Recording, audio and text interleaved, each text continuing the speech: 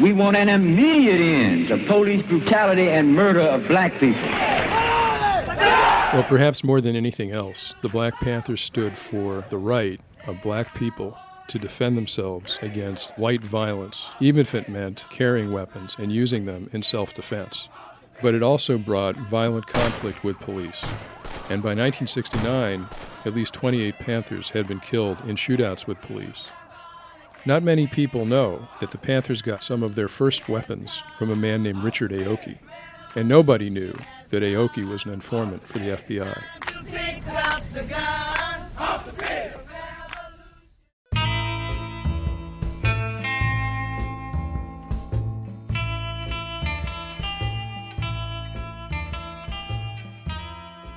A former FBI agent had heard that I was doing research, and he contacted me. His name was Bernie Threadgill. And he says, "Hey, I know that guy." And he said, "Aoki was my informant. I developed him." Oh yeah, he was a character. He said, "I don't have any interest in communism." And I said, "Well, why don't you just go to some of the meetings and tell me who's there and what they talked about."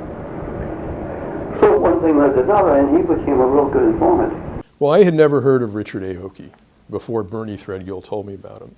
So I started to research who was Richard Aoki.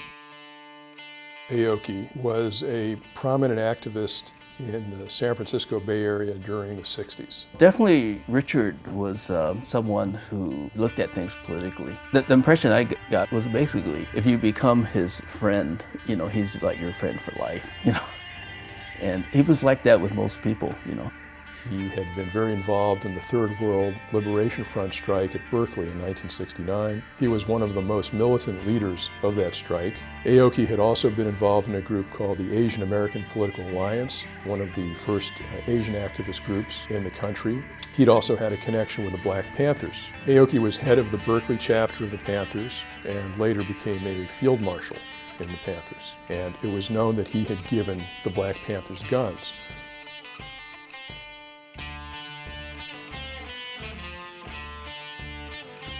I knew from my research that he was a very smart and complex person. He had a fascinating history.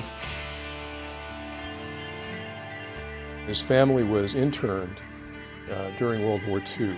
He'd grown up in West Oakland in a very rough neighborhood, predominantly black and impoverished neighborhood. He was part of a gang. He was involved in a lot of petty crimes, co-valedictorian in his junior high school. When he was in the Army, he became a firearms expert. So I was really curious to know about this other side of his life. I'm wondering if you remember a guy named Bernie Threadgill? Bernie Threadgill? Yeah. No, I don't think so. What I was told in my research that during this period of time you actually worked for the FBI. They tell you that? Bernie told me that. He did? He did. Oh, that's interesting. Informants were used when I was in the FBI. An informant would report on the inner workings of an organization. They can keep you up to date on the thinking of the leadership of the organization, whether it's going this way, that way. Someone like Aoki is perfect to be in a Black Panther party, because I understand he's Japanese. Hey, nobody's going to guess. He's in the Black Panther party. Nobody's going to guess that he might be an informant.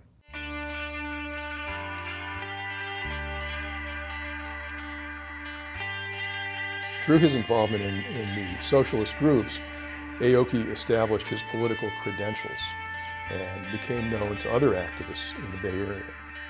Aoki was a student at Merritt College, and that's where he met Huey Newton and Bobby Seale, who would go on to found the Black Panther Party. The Panthers at that time were very concerned about police brutality in Oakland. They wanted to end police brutality, and they had an idea that one way to do that would be community patrols of the police. And in these community patrols, members of the Black Panther Party for Self-Defense, if they saw police interacting with citizens, there would be a Black Panther present with a camera and also an unloaded shotgun. The goal of that was to be an eyewitness to prevent any possibility of police brutality. But they needed guns in order to do these patrols. So they went to Richard Aoki. We went to a third world brother we knew, a Japanese radical cat. He had guns. We told him that we wanted those guns to begin to institutionalize and let black people know that we have to defend ourselves as Malcolm X said we must. And Aoki did. He provided not only weapons, but weapons training. Threadgill had given me a detailed account of how he recruited Aoki as an informant, but I wanted to know more.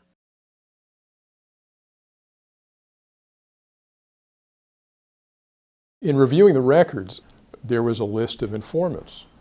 Most of their names were blacked out, but for some reason, Richard Aoki's name had not been blacked out, and he was listed in the report as informant T2. Why was he arming the Panthers, and was the FBI involved in it? Under J. Edgar Hoover, the FBI had a secret operation called COINTELPRO, an acronym for Counterintelligence Program. Hoover was very anxious to go after the Black Panther Party. The goal of the FBI was to, first of all, neutralize them. Techniques ranged from sending false letters or planting negative news stories to trying to foment violence between the Panthers and other groups. The FBI also used informants as part of its COINTELPRO operation.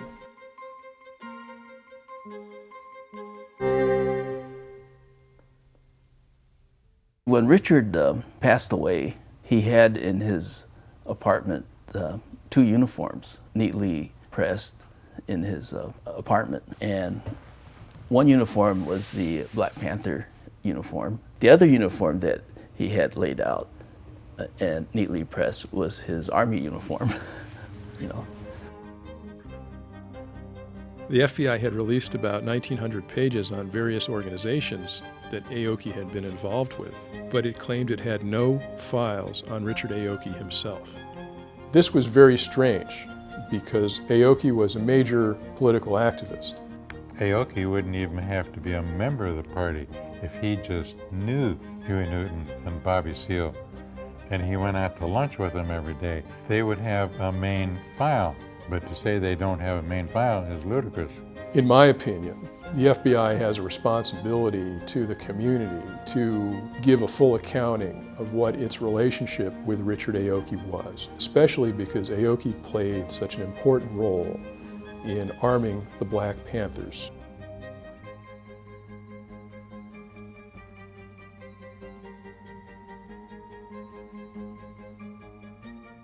One of the things I learned in my research is that Richard had actually worked for the FBI.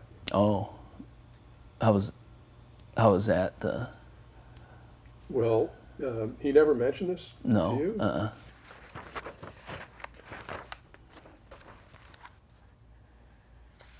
I mean, that's like a big surprise to me, you know, in terms of, I don't think I was ever heard any information, you know, as far as, you know, him even talking to the FBI, yeah. So that's kind of a shocking thing for me to hear, yeah. He pretty much compartmentalizes all his different parts of his life. You know, he has friends from this period, friends from that period, and then the, you know, Asian American movement and the World Strike period, you know.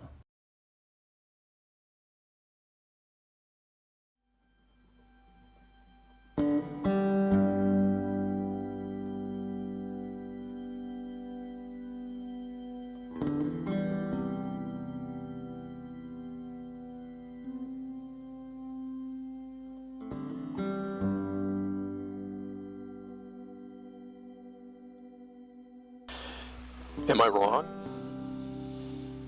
I think you are. Yeah. So, would you say it's untrue that you ever worked with the FBI or got paid by the FBI? I would say it. Yeah. And I'm trying to understand the complexities about it, and I think It is complex,